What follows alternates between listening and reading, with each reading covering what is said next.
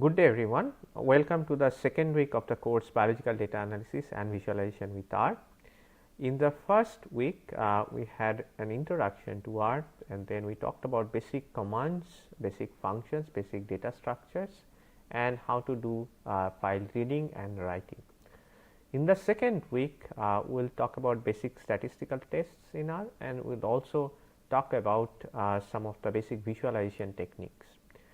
So, in this lecture we will be talking about basic statistical tests in R. So, we will be talking about especially two topics. First is hypothesis testing. So, this is something will be there for almost every test that we do.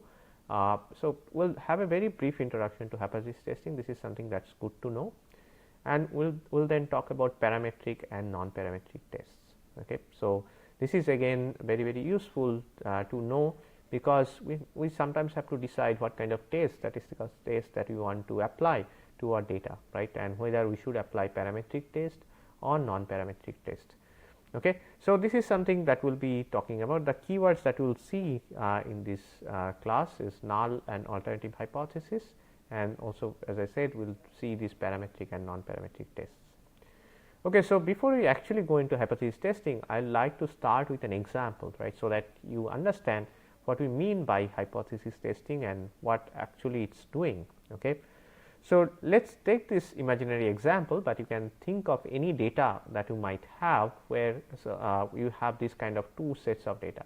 You can of course have more than two sets, but all the statistical tests that we will be talking about in this class at least will be focusing on two sets of data, right. It is about comparison between two sets of data. There are statistical tests that actually would generalize beyond two sets, which we will talk about in later classes. So, let us get back to this data set and this hypothetical data set, right, where we have minimum inhibitory concentration. So, let us say we are using we are testing an antibiotic resistance gene X, and it has two variants, mutant A and mutant B, right, and we are checking its resistance activity, right, in an antibiotic. So, the cells that are carrying this gene variants, mutant A and mutant B, we are measuring the minimum inhibitory concentration for that antibiotic, right. So, we have this minimum inhibitory concentration or MIC values for these two mutants in this table. Okay. So, we have for mutant 1 we have a set of values, and for mutant B we have this second set of values. Okay. So, when you say hypothesis testing, so one of the questions that we are interested in perhaps is, do mutants A and B have different MIC values, right.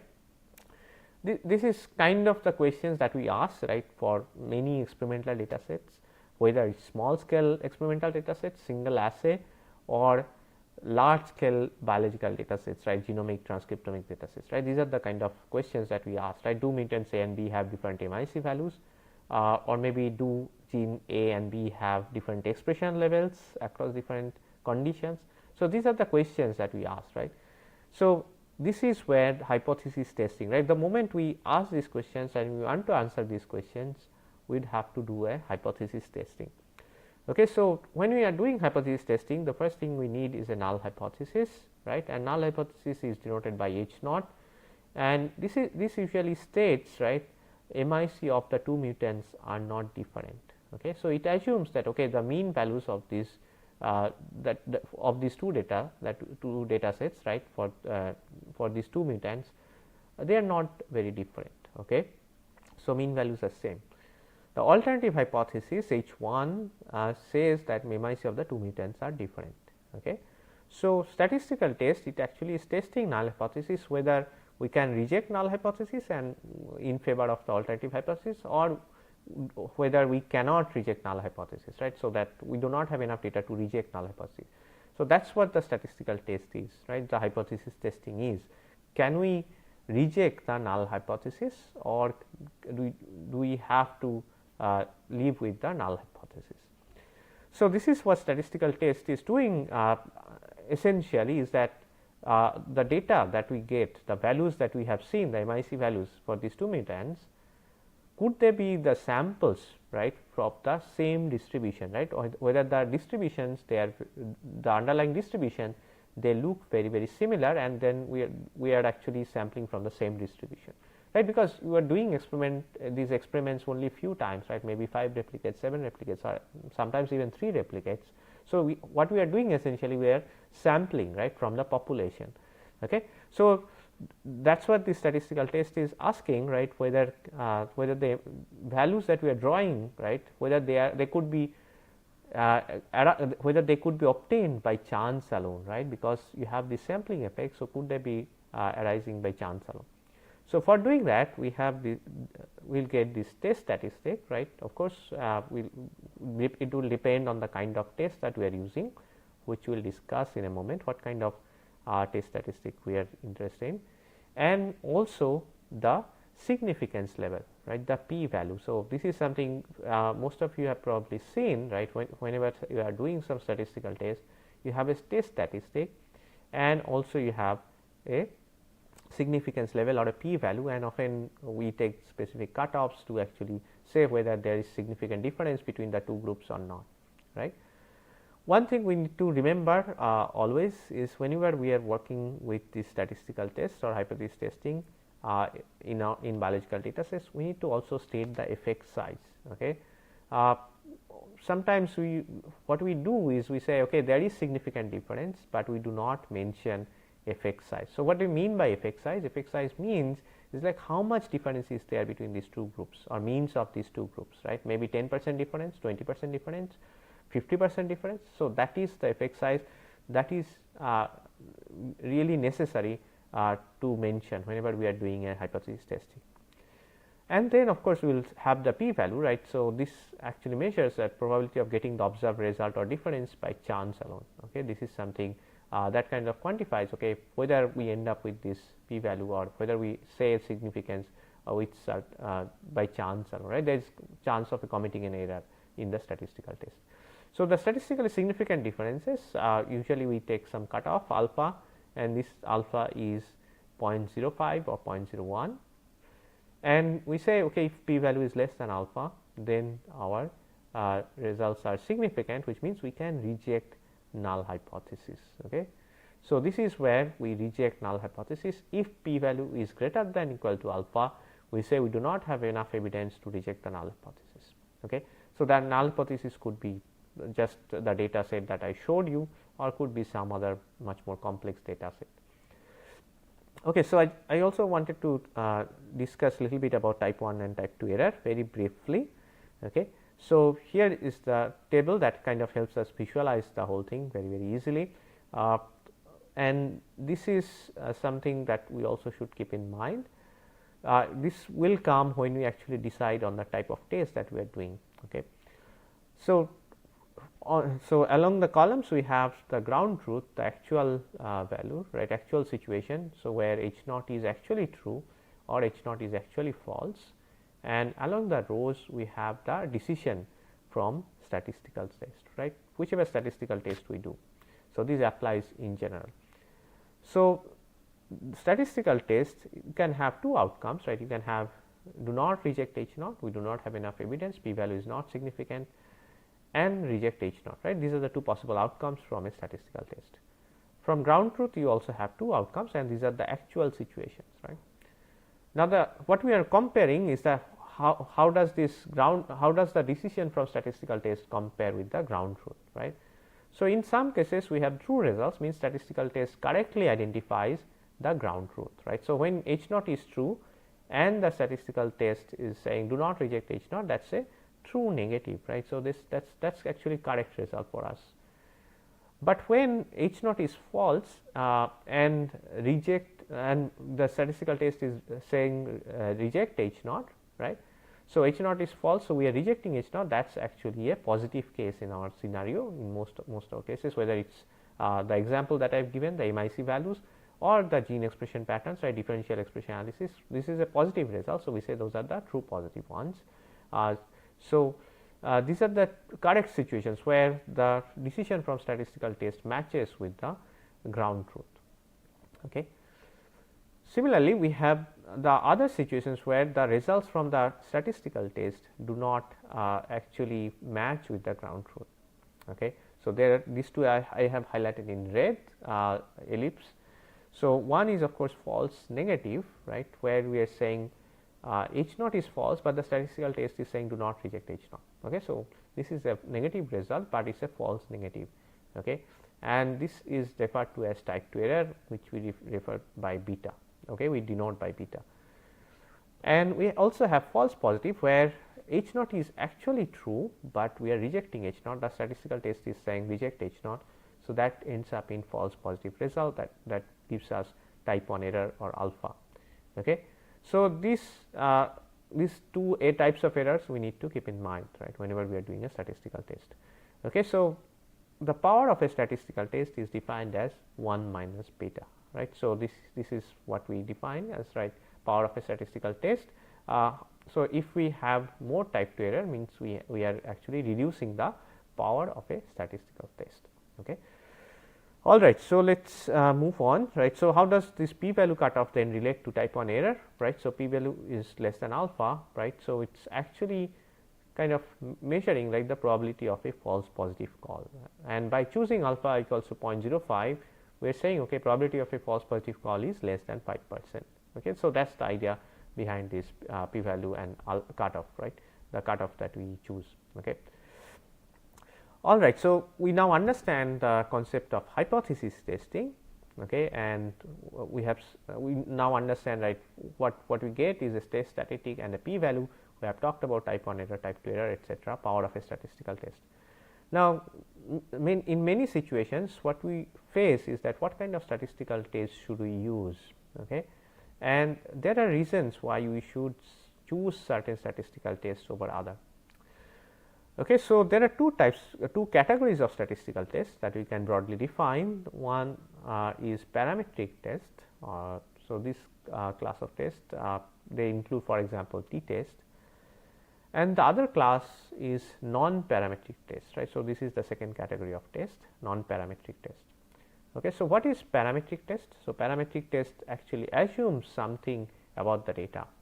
So, it assumes that the data comes from a specific statistical distribution, right. So, we have talked about statistical distribution before in this course, and sometimes, so we have to assume if we are using a parametric test that the data comes from a specific statistical distribution. That is the assumption for that test, right. If you want to use that test, that is what it will assume.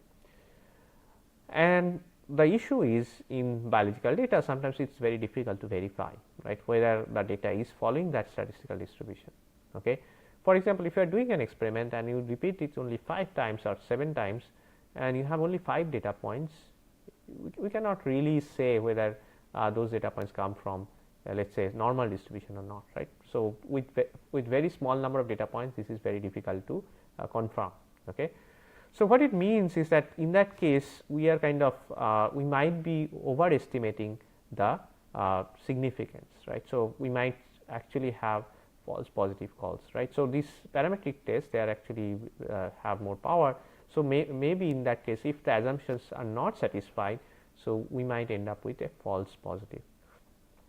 So, example is t-test, right. This is a very commonly used t-test, right. So, what are the assumptions of t-test, right. So, the assumption is data come from approximately normal distribution. So, whichever data you are working with, and when you are comparing these two samples, right. So, both of them come from normal distribution, right, maybe two different normal distribution, but they follow normal distribution. So, that is important. Then the second assumption is that the variance is actually equal, okay, and sometimes this may not apply, this equality of variance, but there are ways to circumvent this assumption. The third one is fine, is that okay, the data sets are independent of each other. That is okay, that is usually true, because we are working with, let us say, 2 different mutants in our example. So, the data is independent of each other. Then you have outliers, and also, which means, so what are outliers? So, when you say we have like let us say 5 data points and they are independent of each other, right. So, which means they are not like coming from same experiment or same design, that one value depends on another. And also outlier means one is like extreme values, right. So, we do not have extreme values. So, there are no outliers, etc. So, these assumptions may not be fulfilled in all situations. Okay. So, sometimes it is better to then use the non-parametric test, okay, because non-parametric test does not a non-parametric test does not have any assumption about this distribution. Okay. Only assumption that is required is that independence of data points. Okay. So, these data points are independent of each other, right. Again, they are not coming from like they are not, one value does not depend on another, that will have to use different kind of data tests. But it does not assume okay the data set follows some specific distribution like normal distribution or other distribution, right. So, which makes our results much more robust. Okay. And there are examples such as Wilcoxon-Steinbach test or Mann-Whitney test. Okay. So, this is something that is important to realize, right. So, we have if we are working with a small data set, right, where we do not have enough data point, we may not be able to use, it is not appropriate to use a parametric test. Okay. So, this is something we should realize. It is better to use non-parametric test, although non-parametric tests have slightly lower power because they are not making any assumption about the distribution, but they are more robust. So, if your non-parametric test is saying okay the differences are significant, so it's the results are likely to be much more robust because there is no underlying assumption about distribution. Whereas t-test is more powerful, parametric tests are usually more powerful than non-parametric ones, but they might vary depending on the data points. If you take another, if you remove one data point, take another one, maybe then you will end up with different results, levels of significance. Okay, so it's I hope this part is clear, right. So, what we will do is we will actually do some hands on and we will try out some of these, right. For example, t-test, Wilcoxon test, chi-square test as well, you can try. We will not have that data, but we can try some chi-square test with an example data set, right, we can define. And then what we will also do, for example, in case of t-test, and because we have some underlying distribution, right, assumption about underlying distribution, we can try to see whether the normality assumption holds or not. Okay. So, if you are trying out this parametric test and there are some assumptions about underlying distributions, it is good to check those assumptions whether whether the data actually is following certain distribution or not. Okay. In t-test, the assumption is that the data follows approximately normal distribution, right, and in that case we want to check whether the data is actually following a normal distribution, right, if we have enough data points to check. Okay, so we will do this again in the hands on. We will try this using something called QQ plot, right. So, this function is QQ norm and x is the data set that we are using, and QQ line will actually draw a line and see how the data actually matches with a predicted normal distribution. Okay. So, we will do that now in the hands on. So, let us move to R and see how this works. So, let us first try out the different tests that we have mentioned. Okay. So, what I will do, maybe I will take the data set that I just defined in this example, right. In the presentation I have defined this data set. So, let us see whether we can use that data set and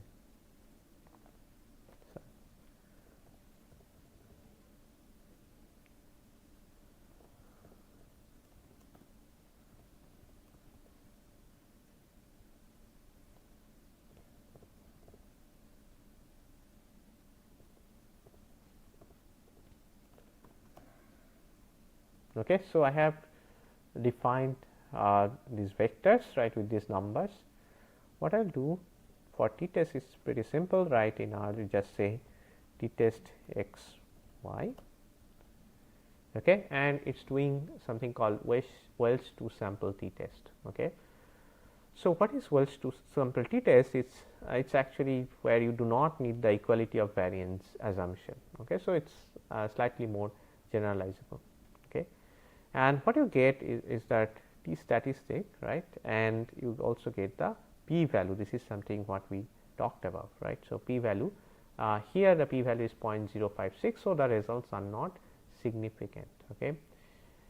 And what you also get is something called 95% confidence interval, right. So, this is actually kind of a measure for how confident the results are. right. This is relates to also the p value, and then you also get sample estimates, right. So, mean of x and mean of y, right. So, here are the means, and when p value is not significant, it means we cannot say that the MIC values are significantly different from each other. Okay. So, we can also try the Wilcoxon test, right, with the same set of data, and the commands are Wilcox dot test. Okay. So, this is a non-parametric test, right, and it says Wilcoxon rank sum test, and here the p value is given as 0.03. Okay. So, this is slightly significant, and here the alternative hypothesis, right. So, is that true location shift is not equal to 0. So, since the results are significant, we reject the null hypothesis and we accept the alternative hypothesis. We kind of go with the alternative hypothesis. So, it means the results are usually different, right. The MIC values are slightly different. Okay. Now, there are variants of this t test and Wilcoxon test is where we have paired data. Okay. So, what do I mean by paired data? For example, you are working with, let us say, patient samples, and you have cancer data and normal data, and you have paired experiments, right. So, you have done these experiments where you have taken one tumor and one normal sample, one cancer sample, one normal sample, and you have done these experiments, right, in pairs. So, in that case you have paired data, okay, and there could be other situations as well where you will get paired data. Okay. So, in that case what you want to do is you want to do something called a paired test, okay, paired t test or paired Wilcoxon rank sum test. Okay. So, the idea is something like this, it works similarly, right. We have defined the data set, let us say x and y. So, for doing the paired test, what you have to do is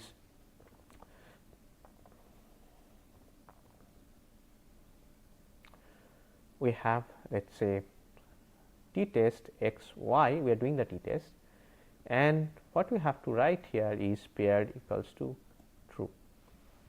Okay.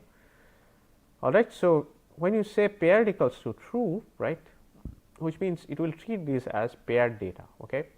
So, first value of x is paired with the first value of y, and so on. The second value is paired with second value of y, and so on, and then it will do the test. Okay. So, here the results will vary, right. You see the results are now different. Okay. The p value is different, the t test statistic is different, the 95% confidence interval, this is also different. Okay. And similarly, you can also do the Wilcoxon test paired equals to true, right. Oh, sorry, it should be capital. So, true t should be capital. So, otherwise it is giving us an error, and then in that case you again see the results have changed. Okay. So, this is the p value has changed, now it is 0.0625. Okay. So, depending on the experimental design, right, what kind of experiment you have done, you need to again choose which type of test would you use, whether you will use paired t test or paired Wilcoxon test, and whether you will use and then also you need to decide whether you will use t test or Wilcoxon test, right. So, as I said, with small number of samples, it is actually better to use non-parametric test, because we cannot verify the assumption about the distribution. Okay. So, we have tried this out. The next thing we want to try out, for example, let us say whether the normality distribution, the normality assumption is valid or not. Okay. So, we have only 5 data points. So, it is very difficult to test normality assumption. So, we will define a new data set, for example, right, different vector, let us say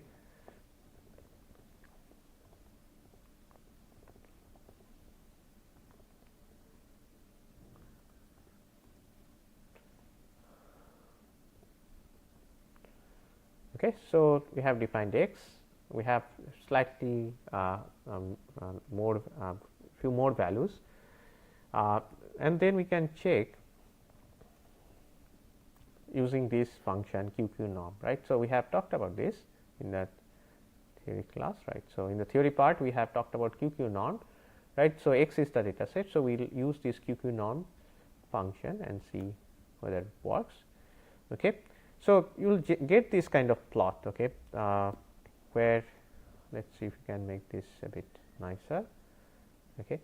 So, you will get this kind of plot where you have the sample quantiles, okay, that is what the y axis says, and the theoretical quantiles along the x axis, okay, and this is these are the data points that we have, right. So, it will plot these data points across the theoretical quantiles and the sample quantiles.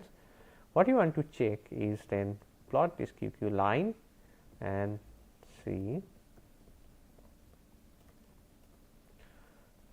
Okay, so, I am using these functions. I will explain how to set these parameters, etc., what these parameters PCH or column means, right. So, color means blue. We are setting up the color here and we get this QQ line. So, what we have is this blue line that we see. So, if the normality assumption holds, you will see most of the data points will be staying along this line.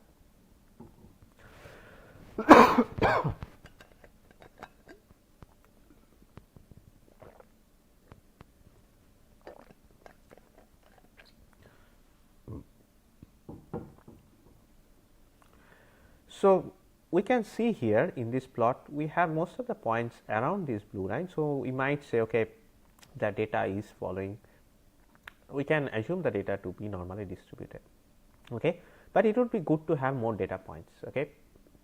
So, this is how we can visually check, right, whether the normality assumption is valid or whether it holds in case of our data. All right. So, with these examples what I will do is maybe we can try out just t-test on the real data that we had seen in the last class. So, what I will do is I will read this data, the same data set that we have seen in the last class.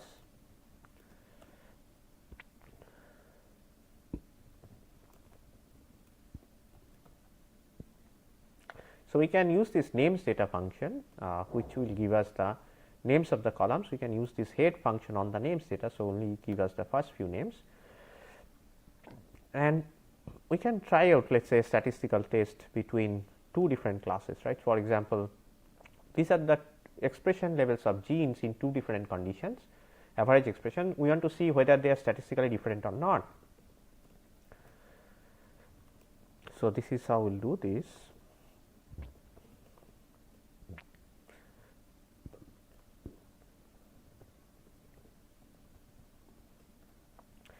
And we do a t-test and we see there is almost no difference. Okay. So, p value is 0.267 and there is no significant difference in between them.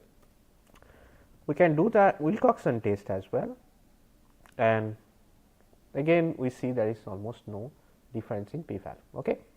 So, this is how we can apply this to real data sets. We can also try the normality assumption on this real data set QQ norm.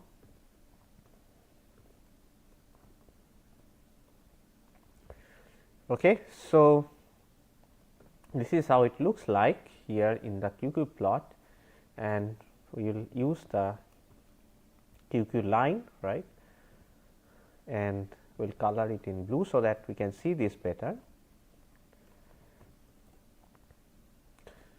Okay. So, you see that a lot of these data points are actually not along this line. So, it is actually not matching, right. So, what we can say is that these data points are probably not following normal distribution. Okay.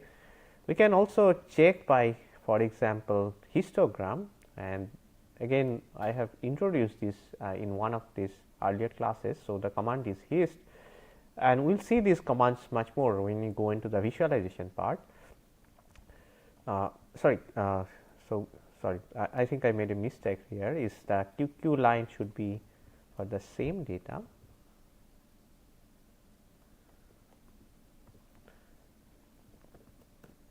Okay, but it does not change much. So, again, so which means probably the data is not following normal distribution.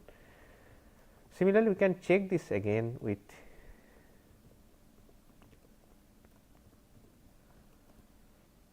with an histogram. So, the histogram is clearly not normal, because you see the data points are in kind of skewed in one direction. We can see this better if we change the Brex function, for example, and we can also change the scale for x axis, and you can see most of these data points are within the value of 10,000. So, let us say so you can clearly see this is not a normal distribution or a Gaussian distribution, right. So, it is actually skewed in one direction. So, again this means probability test is not a good idea to use in this kind of data. So, with that I think we will go back to the presentation. We have discussed about hypothesis testing in this class, and we have talked about what we should report, right, effect size and significance, p value in there. We have talked about type 1 and type 2 errors as well as power of a statistical test, and we have talked about parametric and non-parametric tests with some examples, and we have also seen the some of the hands on, right. We have applied some of the tests and we have seen the outcome of this test in the hands on part. Thank you.